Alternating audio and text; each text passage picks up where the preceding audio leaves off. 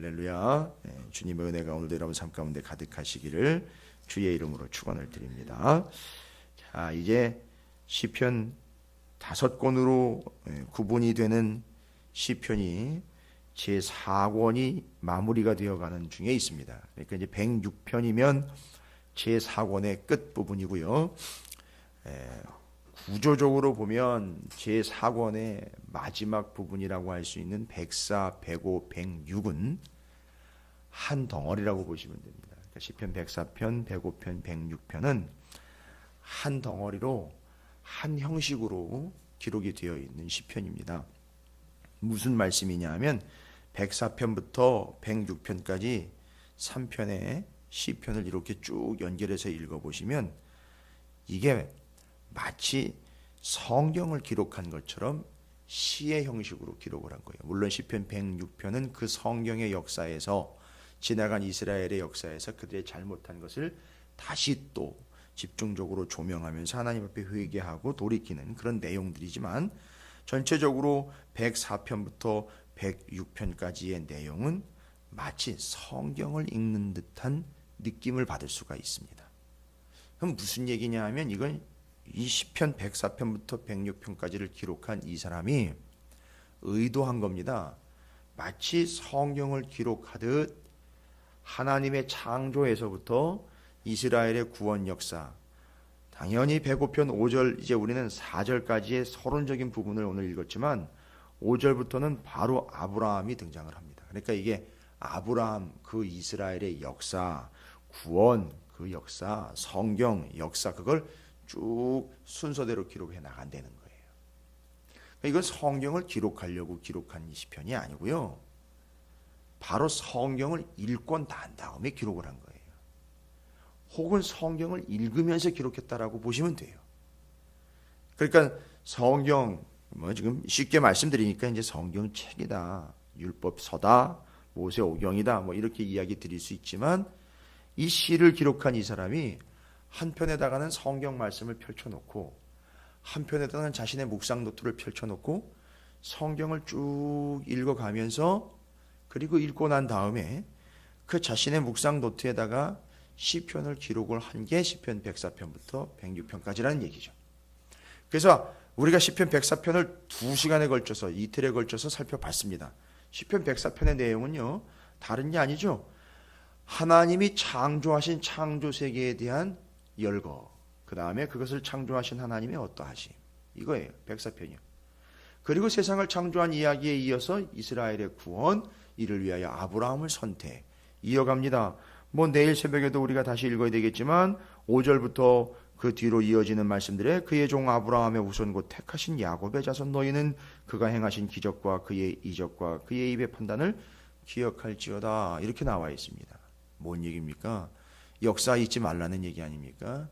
그래서 잊지 않으려고 지금 이 시편을 기록한 이 사람은 뭐 하는 거죠? 성경을 계속 읽고 있는 겁니다. 말씀을 다윗처럼 손에서 놓지 않고 있었던 겁니다. 에스라처럼 말씀에 익숙한 자가 되어서 그 말씀을 계속 지금 손에서 놓지 않고 있는 겁니다. 지속적으로 그 하나님의 말씀에 기록된 창세기서부터 이스라엘의 구원 역사를 실제로 그냥 암기하고 암송하는 걸로 넘어가는 게 아니라, 안 다치고 넘어가는 게 아니라 성경을 계속 들추면서 계속 읽고 있는 거예요. 그러니까 읽다 보니까 찬양이 안 나올래야 안 나올 수가 없는 겁니다. 그래서 오늘 시편과 105편, 104편, 106편이 모든 것이 다 하나님의 말씀인 성경을 읽으면서 하나님의 창조로부터 구원의 역사들을 또 읽고 또 읽고 또 확인하면서 거기서 자연스럽게 찬양이 나와서 시편으로 기록된 이 의미를 오늘 본문에다가 이제 기록을 하는 겁니다. 그리고 마치 그 역사를 다시 열거하며 기록하듯 쭉 기록한 겁니다. 여러분, 그것도 대단하죠. 어떻게 보면 그 성경의 전체적인 역사를 짧게만 봐도 모세오경을 104편, 105편, 106편에다가 요약을 해서 기도의 제목처럼, 노래처럼, 시처럼 그렇게 전체 성경을 쭉 적어놨다라는 것 자체가 대단한 거죠. 근데 이 사람이 이렇게 대단한 이유는 다른 데 있는 게 많이 배워서 대단한 게 아니라 성경을 그만큼 많이 읽고 성경의 내용들을 계속해서 묵상했기 때문에 이미 성경을 짧은 시편 3편으로도 요약이 가능하다는 겁니다. 지금 우리가 이제 통성경을 하며 노래도 불러가며 뭐 40개의 줄기며 20개의 하나님의 마음이며 이런 것들을 계속 훈련하고 있는 이유들은 뭐냐 하면 그것이 그냥 하나의 형식과 틀과 도구가 아니라 그걸 통하여 하나님의 전체적인 역사들을 한 번 부를 때마다 외울 때마다 훑을 때마다 쭉 정리가 된다는 거죠. 그럼 이제 그 속에서 우리가 받은 바 은혜가 우리의 삶에서 드러나는 거죠. 그리고 그게 시가 되고 그게 삶이 되는 것입니다. 그래서 시편 105편을 기록한 이 사람은 105편 끝까지 성경의 이야기로 도배를 합니다. 성경의 내용들을 다시 언급을 합니다. 그런데 그걸 시의 형식으로 기록을 한 겁니다. 그래서 돌아보고 정리하고 살펴보고 훑어본 겁니다. 그 자신의 역사지만 성경이었고 이스라엘의 역사입니다. 그래서 성경을 통독하고 지은 시라고 보시면 되겠습니다. 그래서 이 시편은 우리한테 중요한 사실을 하나님께서 이 시편 기자를 통해서 일러줍니다. 이 시편이 소중하고 중요한 성경의 한 부분입니다. 그런데 그것이 성경보다 앞서지 않는다는 거예요. 무슨 얘기냐면 순서를 따지는 게 아니라 시편도 성경 안에 와 있지만 이 시편이 탄생하게 되고 이 시편이 기록된 이유는 바로 성경 때문이야. 바로 그 앞선 모세오경과 하나님의 말씀 때문에 또한 말씀인 시편이 기록이 된 겁니다. 그래서 왜 시편이 사람들의 시인데 성경 안에 들어와 있습니까? 이게 궁금해가지고 물어본 사람이 실제로 있어요. 시편은 하나님의 말씀에 반응하여 그 말씀이 어떻게 역사했는지를 실제로 기록을 해놓은 것이기 때문에 말씀 안에 들어와 있는 거예요. 그래서 하나님의 말씀의 증거로서 나와 있는 겁니다. 이렇게 그들의 삶에 이렇게 역사했고 이렇게 그들의 실질적으로 말씀이 이루어졌다라는 걸 시편이 기록을 하고 있기 때문에 하나님의 말씀 성경 66권 안에 이 시편이 들어와 있는 겁니다. 그래서 이 시편을 통해서 오늘 시편 105편을 통해서 이 사람은 분명 하나님의 말씀을 늘 붙잡고 묵상하는 사람이 맞다는 거예요. 제일 중요한 사실은 이 사람이 시편을 어떻게 썼느냐, 표현들이 어떤 표현들이 기록되어 있느냐, 뭐 이런 것보다 더 중요한 건 뭐냐 하면 이 사람이 자연스럽게 시가 나올 수 있다는 것은 하나님의 말씀이 늘 그의 손과 입에서 떠나지 않고 늘 익숙한 하나님의 말씀으로 삶을 살아가고 있는 사람이었다라는 게 그 증거입니다. 무슨 얘기냐? 언제 어디서든지 자연스럽게 기도가 나오는 사람들은 특징이 있어요. 바로 하나님의 말씀을 늘 붙잡고 있다는 거예요. 그래서 그 사람은 늘 기도가 언제 어디서든지 늘 똑같은 기도 말고요. 늘 그 구원의 역사와 하나님의 스토리와 이 역사들이 어떻게 진행되었고 하나님이 어떻게 역사하셨는지가 성경의 스토리 라인으로 딱 정리가 되어 있는 사람들은 어떤 부분, 어떤 상황, 어떤 나라와 어떤 뜻 가운데에서도 하나님의 말씀을 근거로 기도가 자연스럽게 나온다는 겁니다. 그게 바로 이 시편 105편의 1절부터 4절까지를 우리가 먼저 서론적으로 살피고 있는 중요한 근거입니다. 자, 그래서 이제 시편 105편 1절부터 4절까지를 우리가 먼저 읽었습니다만 바로 이겁니다. 가장 중요한 근거, 이 사람, 이 시편을 기록한 이 시편 기록자가 늘 성경을 또 보고 또 다시 보고 하나님의 말씀이 입에서 손에서 떠나가지 않은 결과로 시편이 나와 있는데 이 시편을 기록한 하나님의 말씀을 늘 떠나지 않고 붙잡고 있는 이 사람이 가장 중요하게 생각한 것, 왜 이렇게 하나님의 말씀을 늘 붙잡고 있느냐. 그 늘 하나님의 말씀을 붙잡고 입에서 떠나가지 아니하게 한 이유가 무엇이냐? 요걸 요 앞부분에다 담고 있는 거예요. 왜 이 시편 105편을 기록한 이 사람은 늘 하나님의 말씀을 손에서 놓지 않았느냐? 왜 이 시편을 기록했느냐? 이거보다 더 중요한 거예요. 시편 105편을 기록한 이 사람은 왜 손에서 성경을, 입에서 말씀을 놓지 않았느냐? 이것 먼저 살피자는 거예요. 시편이 어떠하고 어떤 형식이고 내용이 어떻고를 어떤 표현들을 썼느냐보다 더 중요한 사실입니다. 이 사람, 이 시편을 이렇게 기록할 수 있는 이 사람은 분명 하나님의 말씀을 늘 손에서 놓지 않은 사람이다. 그럼 왜 그 사람은 손에서 그 말씀을 놓지 아니했느냐? 당연한 이유들과 근본적인 이유들을 기록을 하고 있어요. 첫 번째 이유가 뭐냐 하면 내일 새벽에 함께 살펴봐야 될 내용이긴 하지만 먼저 좀 그 근거와 이유를 위해서 5절, 6절로 표시가 되어 있는 그 다음 구절이죠. 그의 종 아브라함의 후손 곧 택하신 야곱의 자손 너희는 그가 행하신 기적과 그의 이적과 그의 입의 판단을 기억할지어다.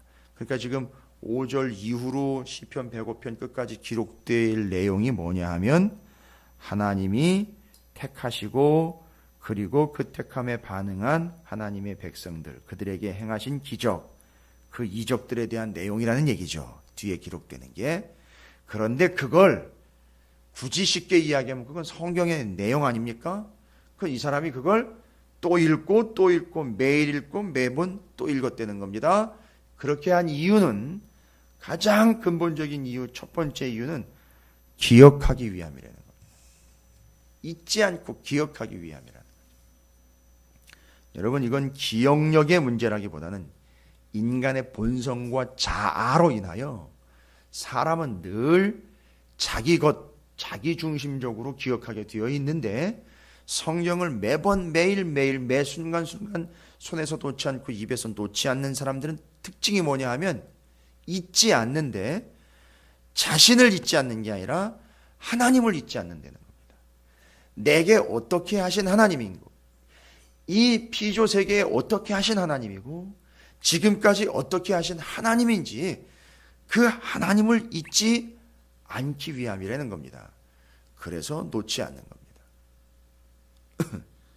그래서 이제 성경을 손에서 놓지 않는 사람들과 성경을 정해진 때나 되어야 붙잡을 수 있는 사람들의 차이는 뭐냐 하면 바로 그겁니다. 하나님은 늘 성경을 놓지 않는 사람들을 또한 늘 놓지 않습니다.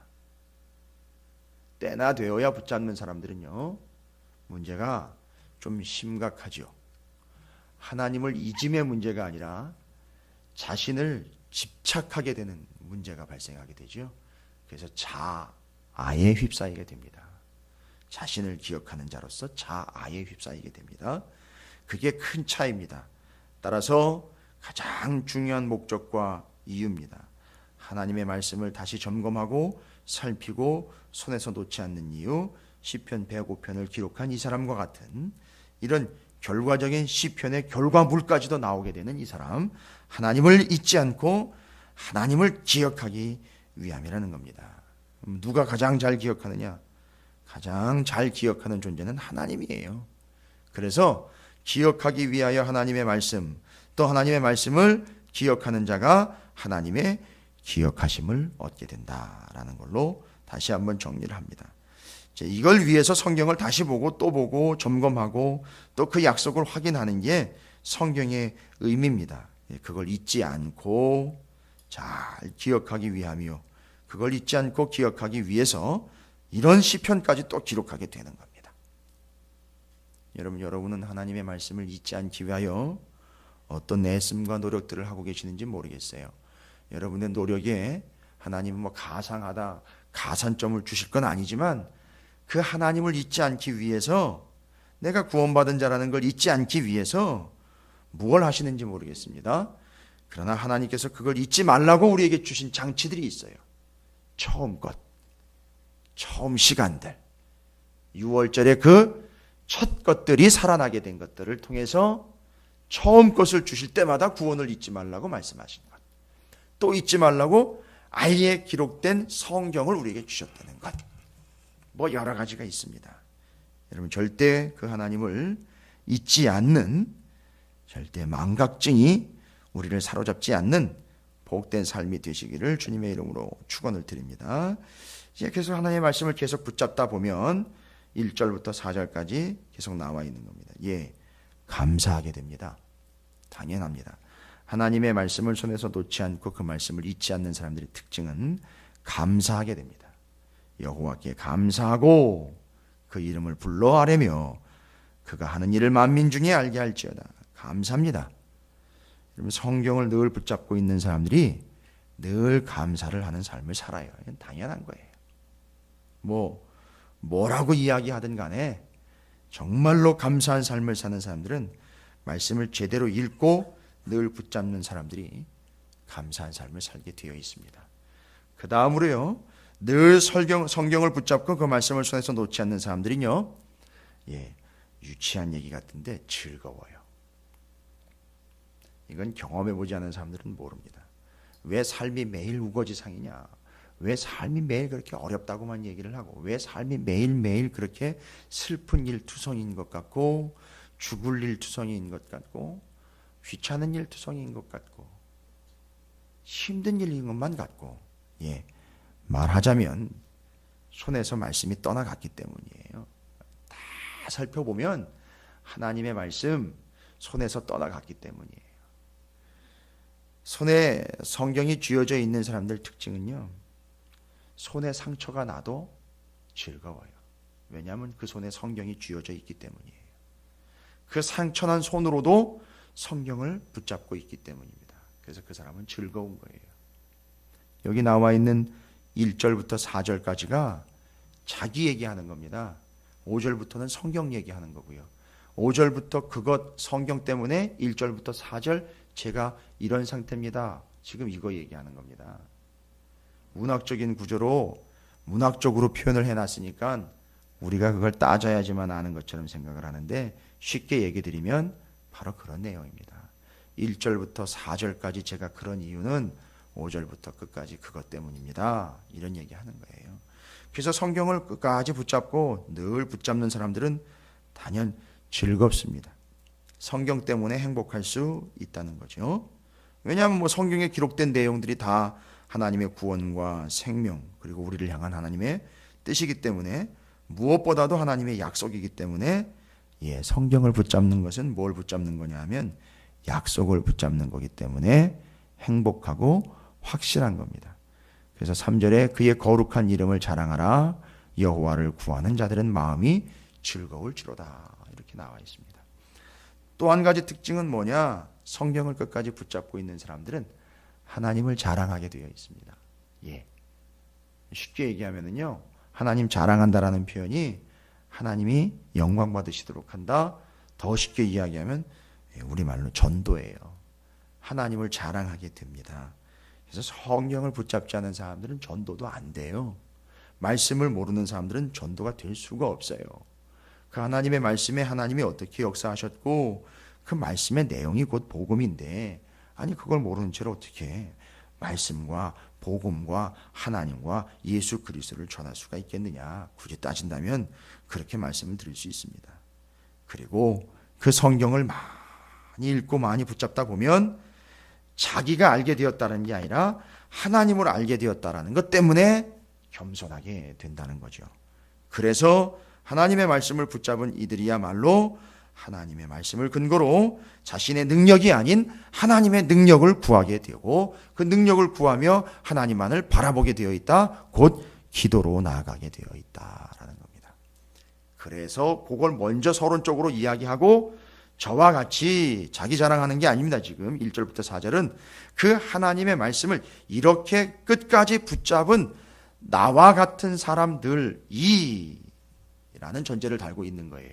그리고 그 말씀의 내용인 5절부터 뒤에까지 쭉 성경 말씀을 다시 시편으로 기록해내는 그 효과와 의미는 무엇이냐? 하나님 말씀 때문에 나는 즐겁습니다. 하나님의 말씀을 통해 나는 하나님의 약속을 잊지 않고 기억합니다. 그러다 보니 하나님이 나를 잊지 않으시는군요. 그리고 내가 말씀을 붙잡다 보니 늘 즐겁습니다. 하나님 말씀 때문에 나는 감사합니다. 그리고 그 말씀을 충분히 읽다 보니까 하나님 자랑하게 되었습니다. 전도하게 되었습니다. 그리고 말씀을 계속 붙잡다 보니까 하나님의 얼굴을 구하게 되어 있고 기도하게 되더군요.